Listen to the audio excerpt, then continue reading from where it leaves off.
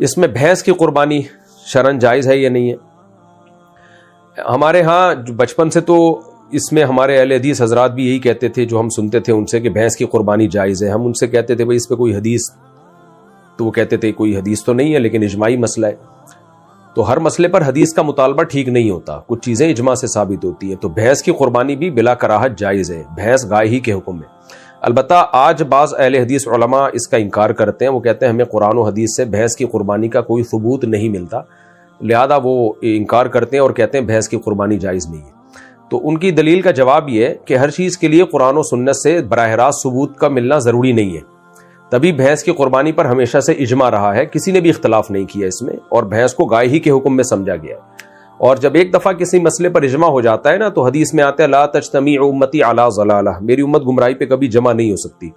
تو جب اجماع ہو گیا، ماضی میں سب کا اجماع تھا، اس پر کوئی اختلاف نہیں تھا. تو اب جا کے ہمارے بعض اہل حدیث بھائیوں نے علماء نے اعتراض کیا کہ بھئی اس کی کیا ثبوت ہے. بھئی ایک دفعہ جب اجماع ہو گیا تو اب اس کے لیے ثبوت کی ضرورت نہیں ہے، کیونکہ امت گمراہی پہ ایک لمحے کے لیے بھی جمع نہیں ہو سکتی. باقی اجماع کے علاوہ اس کی کیا دلیل ہے، وہ 2 اور 2 4 کی طرح واضح دلیل ہے. ہمارے بعض جو اہل حدیث علماء جو کہتے ہیں کہ بھینس کی قربانی جائز نہیں، وہ دلیل یہ دیتے ہیں کہ گائے اور بھینس میں بہت فرق ہے. بھینس کو گائے پہ قیاس نہیں کیا جا سکتا، کیونکہ گائے جو ہے پانی سے ڈرتی ہے، بھینس تو پانی کے اندر گھستی ہے. گائے کے دودھ اور بھینس کے دودھ کی کوالٹی میں فرق ہے، دونوں موسم الگ الگ جھیلتی ہیں، دونوں کی عادات بالکل ہی ایک دوسرے سے ڈیفرنٹ ہے. گائے کو گائے کہا جاتا ہے، بھینس کو بھینس کہا جاتا ہے. دونوں کے کلر میں فرق ہے، دونوں کی عادات میں، طور طریقوں میں، ایٹیٹیوڈ میں فرق ہے. گائے چست جانور ہے. میں اکثر لطیفہ سناتا ہوں نا، گائے کا بچہ اور بھینس کا بچہ بیٹھ کے آپس میں گپ شپ لگا رہے تھے، تو گائے کے بچے نے بھینس کے بچے سے بولا چل یار کھیلتے ہیں، ادھر ہی بیٹھا رہے گا. بھینس کا بچہ ایک نمبر کا سست. تو گائے کے بچے نے کہا کہ ہم چل دوڑ لگاتے ہیں، دیکھتے ہیں کون جیتتا ہے. بھینس کے بچے سے کدھر اٹھا جائے وہ، کیونکہ بھینس کا بچہ ہے. تو بھینس کے بچے نے کہا نہیں، بیٹھے بیٹھے کھیلتے ہیں. ابے بیٹھے بیٹھے کیا کھیلیں گے؟ تو بھینس کے بچے نے بولا یوں ہلاتے ہیں کان، تو یوں ہلا پھر میں یوں ہلاؤں گا. تو بس یہ ٹوٹل. تو ہمارے اہل حدیث حضرات کہتے ہیں دیکھو اتنا فرق ہے کہ ایک کا ٹوٹل کھیل ہی یہی ہے کہ بیٹھ کے یوں یوں کان ہلاتا رہے گا، اور گائے کا بچہ کیسا ایکٹیو ہوتا ہے، اچھلتا ہے، کودتا ہے. تو ان تمام دلائل کا جواب یہ ہے کہ دیکھیں میڈیکلی تو دونوں میں فرق ہے، یعنی فزیکلی دونوں میں فرق ہے، سائنٹیفکلی دونوں میں فرق ہے. سائنسدان دونوں کو ایک جانور نہیں مانتے، لیکن یہ فرق شرعی احکام میں معتبر نہیں ہے. کیونکہ قربانی میں شریعت نے جو بڑا فرق رکھا ہے وہ یہ رکھا ہے کہ چوپایا ہو اور اہلی ہو. اہلی کا مطلب پالتو ہو. تو بھینس بھی گائے کی طرح چوپایا ہے اور پالتو جانور ہے، جگالی کرنے والا جانور ہے اور پالتو جانور ہے. تو پالتو ہونے نہ ہونے کو شریعت نے فوکس کیا ہے. یہی وجہ ہے کہ گائے اگر وحشی ہو، جنگلی گائے ہو، اس کی قربانی جائز نہیں ہے، حالانکہ وہ گائے ہے لیکن چونکہ جنگلی ہے، نیل گائے جسے ہم کہتے ہیں. تو جنگلی ہونا اور وحشی ہونا ایک بنیادی فرق ہے. تو بھینس بھی جیسے گائے پالی جاتی ہے، اس سے منفعت دودھ کی حاصل کی جاتی ہے، جگالی کرتی ہے اور پلتی ہے گھروں کے اندر. اس کو آپ جنگل میں چھوڑ دیں گے یا صحرا میں چھوڑ دیں گے، مر جائے گی یہ.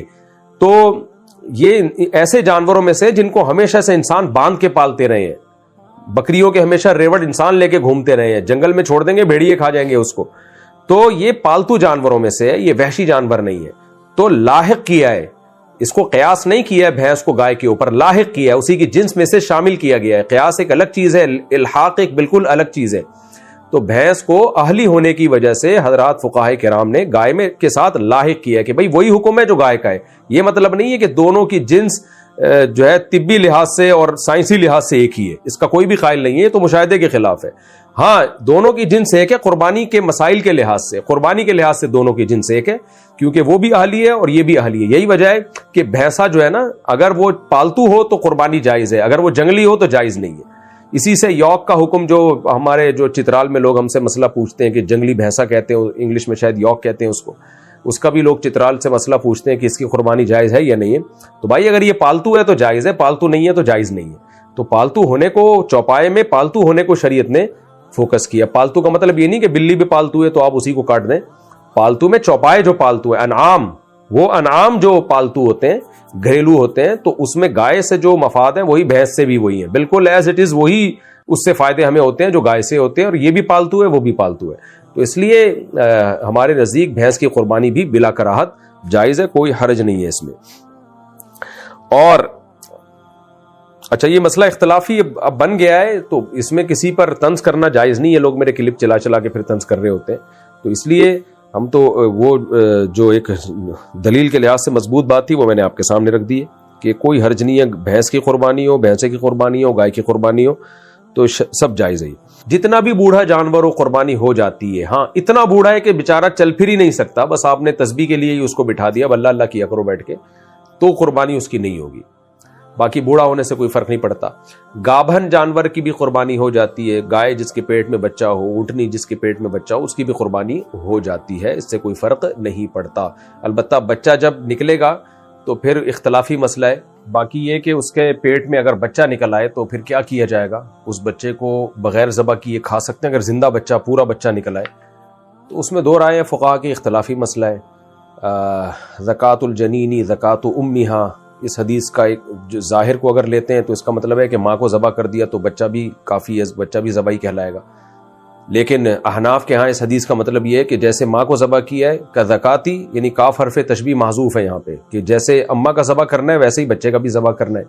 اب احناف نے کیونکہ قرآن میں مردہ کھانے پر اللہ نے پابندی لگائی ہے، تو احناف نے حدیث کا وہ مطلب بیان کیا جس سے قرآن اور حدیث آپس میں ایک دوسرے سے میچ کر جائیں، اور احتیاط والے بات پر انہیں عمل کیا ہے کہ بھئی بچے کو بھی ذبح کرنا ضروری ہے، آپ بچے کو ذبح کیے بغیر نہیں کھا سکتے۔ تو اختلافی مسئلہ ہے کہ اگر آپ نے گابن گائے، گابن اونٹنی ذبح کی یا گابن بکری ذبح کی، اس کے پیٹ سے بچہ نکل آیا زندہ، تو آپ اسے ذبح کیے بغیر کھا سکتے ہیں یا نہیں کھا سکتے؟ تو ہمارے نزدیک ذبح کیے بغیر آپ اس کو نہیں کھا سکتے، ہاں ذبح کر لیا تو کھا سکتے ہیں آپ اس کو۔ تو یہ کچھ مسائل تھے قربانی کے، اور بھی کچھ مسائل ہیں جو بہت زیادہ لوگ پوچھتے ہیں۔ سینگ ٹوٹا ہوا ہے، تو جانور کا سینگ اگر لڑائی کے دوران ٹوٹ گیا ٹکر وغیرہ کے، اور اتنا جڑ سے ایسا اکھڑ گیا کہ اس سے اس کا دماغ ہی ہل گیا ہے، تو پھر تو اس کی قربانی جائز نہیں ہے۔ نارملی جو سینگ کی گھسائی کی جاتی ہے یہ بڑا تکلیف دہ عمل ہے، نہیں کرنا چاہیے ایسے، لیکن بہرحال اس سے چونکہ جانور کے دماغ کو کوئی نقصان نہیں ہوتا، تو بغیر سینگ والا جانور بھی آپ بلا کراہت ذبح کر سکتے ہیں، اس میں کوئی گناہ نہیں ہے، چاہے وہ اس کا سینگ شروع سے ہی کاٹ کے ختم کر دیا گیا ہو یا بعد میں کاٹا گیا ہو، اس سے کوئی فرق نہیں پڑتا۔ اچھا بھائی، رات کے وقت قربانی کرنا، یہ بھی مسئلہ بہت پوچھا جاتا ہے۔ رات کے وقت بھی قربانی جائز ہے مگر بہتر نہیں ہے، کیونکہ قربانی شاعر اسلام میں سے، اور شاعر اسلام کا اظہار دن میں ہوتا ہے، راتوں میں نہیں ہوتا، تو رات میں ویسے بھی جانور کے آرام کرنے کا ٹائم ہوتا ہے، تو شاعر اسلام دن میں کیے جاتے ہیں، کھلے عام کیے جاتے ہیں، تو اس لیے دن میں ہی قربانی کرنی چاہیے۔ ایک اور مسئلہ بہت زیادہ پوچھا جاتا ہے، لوگ کہتے ہیں کہ ہم ساری قربانی فلاں ملک میں دے دیتے ہیں تاکہ غریبوں میں گوشت بانٹ دیا جائے۔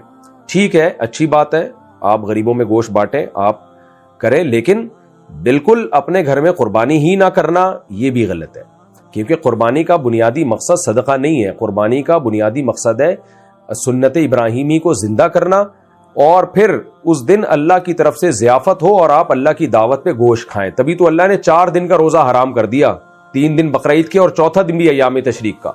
یہ حرام اس لیے کیا ہے کہ تاکہ آپ اللہ کی ضیافت سے اعراض نہ کریں، ایوائڈ نہ کریں اللہ کی میزبانی کو، اور آپ گوشت کھاتے ہی نہیں قربانی کا، تو اس لیے آپ صدقہ ضرور کریں، لیکن قربانی کا اتنا ضرور کریں کہ کچھ نہ کچھ گوشت قربانی کا آپ کے گھر میں آئے۔